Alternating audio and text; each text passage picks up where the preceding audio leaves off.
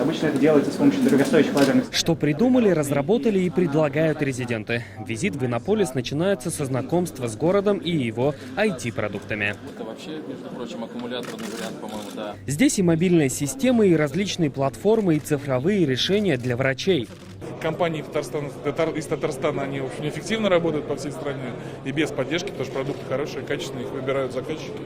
Вот. Ну и, конечно, обсуждаем, чем мы можем помочь еще дополнительно. Как раз о помощи государства IT-компаниям речь идет уже на панельной дискуссии. Одно из ключевых решений – это предложение Владимира Путина по снижению налогов для IT-компаний. Теперь налог на прибыль вместо 20% всего 3%. Страховые взносы снизились с 14 до 7,6%. Сегодня Михаил Мишустин рассказал о 6 основных направлениях господдержки. Первое – это, конечно, новый налоговый режим, о котором многие из вас просили, собственно говоря, к которому многие стремились. Второе – это стимулирование спроса. Третье – это поддержка внедрения инноваций. Четвертое – это помощь стартапам. Пятое – это развитие государственно-частного партнерства. И, наконец, шестое направление – это расширение кадровой базы отрасли. Это станет стартом новой эры развития IT-отрасли России. За премьер-министром на сцену с предложениями вышли уже руководители крупных российских IT-компаний. Есть предложение на тему ускоренной подготовки бакалавров. Это, наверное, надо сделать правильно, потому что на практике студенты-айтишники с 2-3 курса работают практически все. Они все равно работают. И зачастую они жалуются, что то, чем в вузах дают, это вот им в работе не очень помогает. Не надо 4 года бакалавриата сдавливать в 3. Но в первые 2 года, чтобы их учили именно по специальным дисциплинам и математике.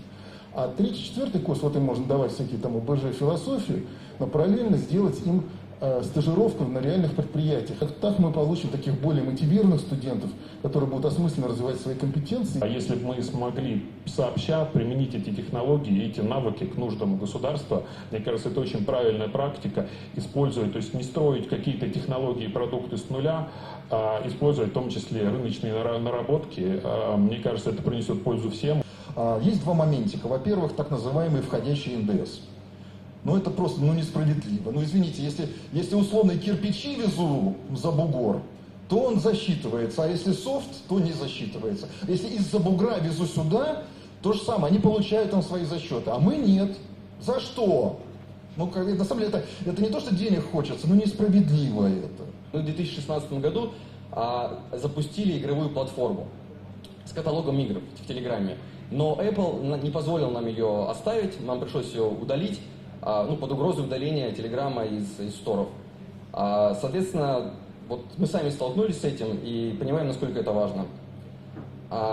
Поэтому такая вот аналогия получается, что раньше в Татарстане была ставка Золотой Орды, и все привозили дань в Татарстан, а теперь есть такая ставка где-то в Сан-Франциско, около Золотого моста, и все привозят дань туда.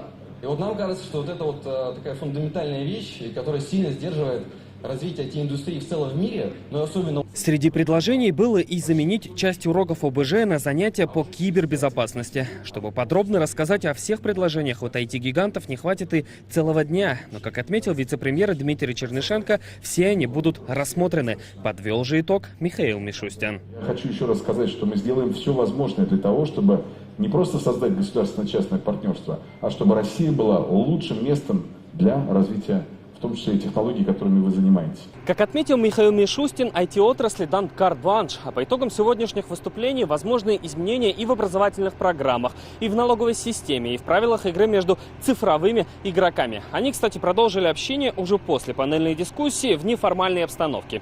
И кто знает, возможно, именно сегодня, именно с Татарстана, цифровой прорыв в стране вступает в новый этап. Салават Ухмадуллин, Адельмин Дубаев, ТНВ, Иннополис. Наша рука помощи вашему бизнесу. Антикризисные предложения. Телефон 843 5 705 100. Көтелмәгән кунак көттөреп кенә интернет челтәрләренә дә килеп җитте.